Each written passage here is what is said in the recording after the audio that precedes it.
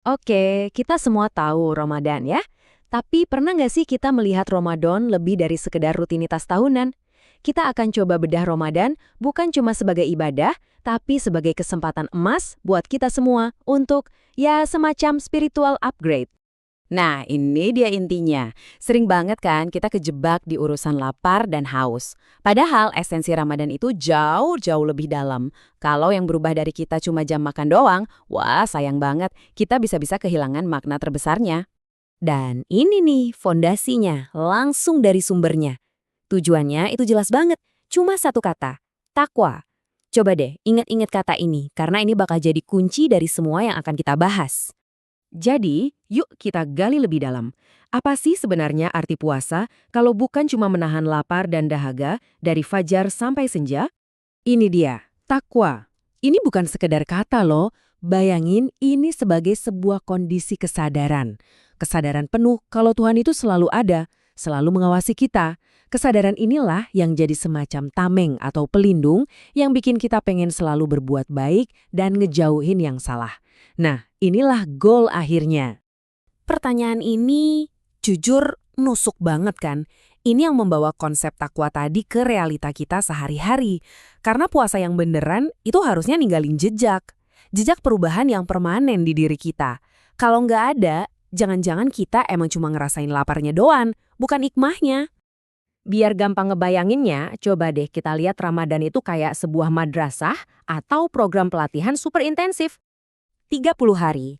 Mungkin kedengarannya singkat, tapi ini tuh waktu yang pas banget buat ngebentuk kebiasaan baru, buat ngeriset ulang sistem kita.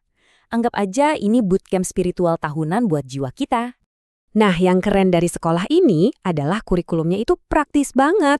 Kita dilatih disiplin lewat jadwal sahur dan buka yang harus tepat waktu. Kita dilatih jujur, ya kan? Siapa coba yang tahu kalau kita minum diam-diam di kamar? Cuma Tuhan. Dan yang paling penting, kita dilatih empati. Ngerasain walau cuma sedikit gimana rasanya jadi mereka yang kurang beruntung. Terus, apa ijazah kelulusannya? Wah, ini dia yang paling luar biasa.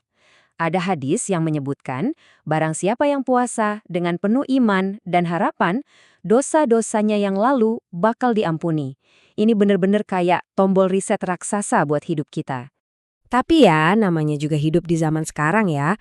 Menjalankan sekolah ini tuh punya tantangannya sendiri. Yuk kita lihat gimana dunia modern kadang bisa bikin kita sedikit melenceng dari tujuan utama. Slide ini nunjukin dilema kita dengan jelas banget.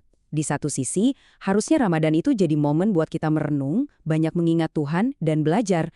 Tapi realitasnya, seringkali malah jadi ajang konsumsi berlebihan, sibuk bikin konten book berbuat media sosial, dan pesta buka puasa yang kadang esensinya malah terlupakan.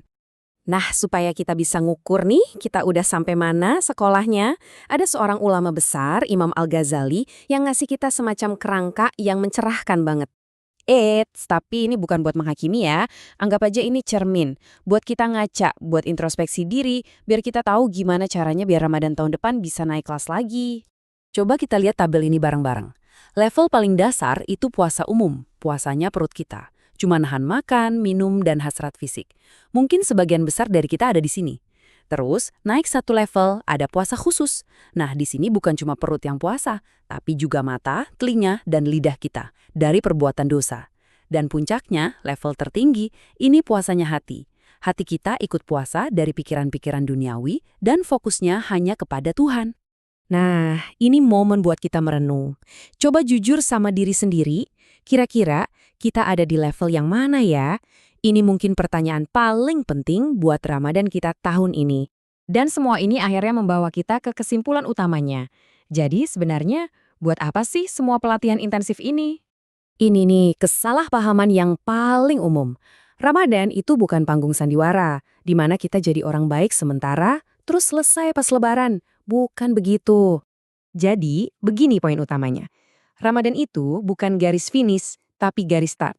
Pelatihan selama sebulan ini tujuannya buat ngasih kita modal dan momentum, supaya kita bisa jadi versi diri yang lebih baik, yang bisa kita pertahankan selama 11 bulan ke depan. Jadi, saya mau tutup pembahasan kali ini dengan sebuah tantangan. Bukan cuma tentang apa yang kita lakukan di bulan Ramadan, tapi coba pikirin. Satu saja, kebiasaan baik, satu perubahan karakter, yang mau kita bawa dan pertahankan terus sepanjang tahun ini. Semoga Ramadan kali ini benar-benar jadi titik balik buat kita semua.